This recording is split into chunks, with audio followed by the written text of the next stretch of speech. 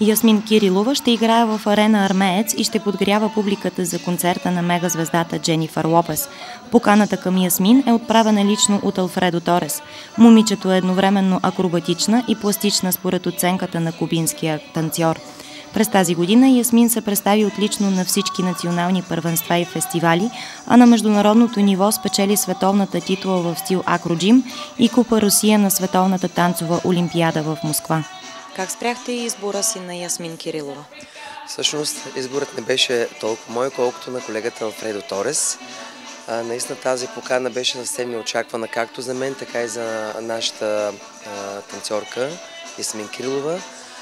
Но надявам се, че чрез тази покана детето пък ще намери възможност наистина да се изяви пред 10 000 аудитория в една от най-големите концертни зали в България, да бъде част от шоуто на Дженифър Лопес, така че наистина сме изключително развълнувани от този факт. 2 часа преди самия концерт ще има латино сцена, на която ще вземат участие едни от най-талантливите български танцори. Ясмин Кирилова също ще се включи в звездните изпълнения. Много се вълнувам и наистина съм много щастлива, че избраха мен. А как си представяш сцената? Представям си голяма, с огромна публика, черна. Вълнуваш ли се от факта, че ще има толкова голяма публика? Да, вълнувам се и се притеснявам много.